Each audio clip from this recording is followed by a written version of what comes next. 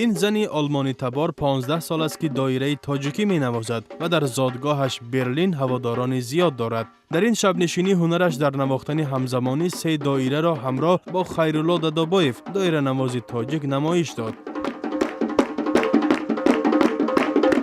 Была совместная идея. намоиши имрӯза идеяи якҷояи ману Хайруллоҷон буд. мо 1 сол пеш ҳамкориро шурӯъ кардем ва дар душанбе низ навохтани 6 доираро ба намоиш гузошта будем. ман ӯро ба Берлин даъват кардам ва ҳамин маҳфилро доир кардем. Здесь и мастер-класс организуем, и концерт вот сегодняшний. اوتا در 12 سالگیش کوشش کرد نواختن اسباب‌های ضربی را آموزد ولی به او میسر نشد. بعداً وقتی دانشجویی با دیگر هوسکاران آهنگ‌های شرقی گروه موسیقی را با نام چیلتن تأسیس دادند و با سفر هنری به دوشنبه رفتند. Файзулла Улмасов тоже в Душанбе мне преподавал. Первым дал дойру в руку. Файзулла Улмасов нахустин бор доираро ба дастам дар Душанбе дода буд. баъди он як муддат дар Тошканд бо ин сози мусиқӣ ошноӣ пайдо кардам, вале асосан бароям навохтанро Саттор Фозилов омӯхтааст. аммо ман мутриб нестам. ихтисосам шарқшинос аст ва унвони номзади илмиро дорам. барои ҳамин байни омӯзиши ман фосилаи зиёд аст ки ин барои навозандаи касбӣ будан мувофиқ нест. Поэтому с большими перерывами играю на дойре. Это вредно.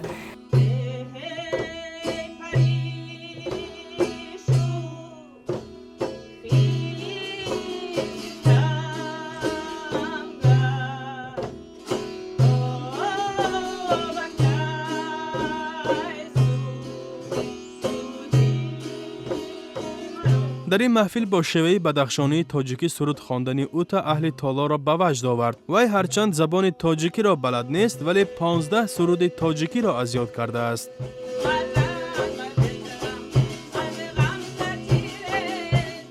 Шакарбек Одилов, да. Он так красиво пел, вот таким красивым. Мне очень лично.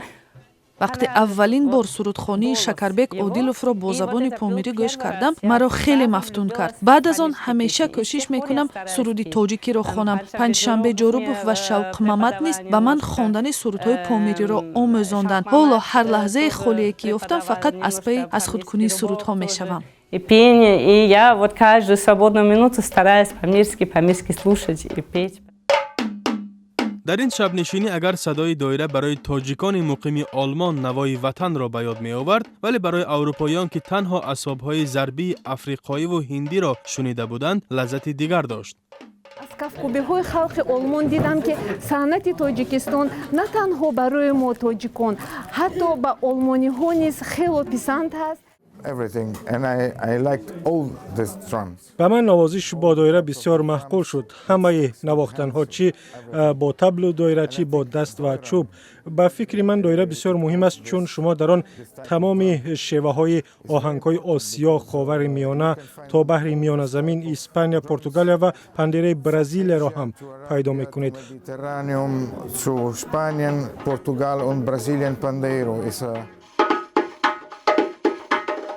خیرالله دادابایف دایره نواز تاجیک که تشبسکار اصلی این محفل بود میگوید تشکیل کردن دوره‌های مخصوص به خواهشمندان آموختن سازهای ضربی از برنامه دیگری آنهاست و این شب نشینی‌ها را در شهرهای دیگری آلمان نیز برگزار خواهند کرد.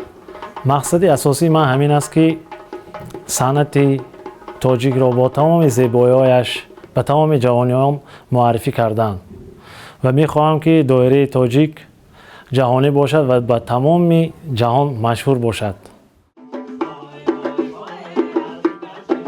اوتا شیلینگ که خود را هنرمند کسبی نمی حسابد و این استعدادش را یک هابی می داند، نقشه دیگر دارد. او حالا پی نشر کتاب درباره دایره تاجیکی با زبانهای روسی و انگلیسی و آلمانی است.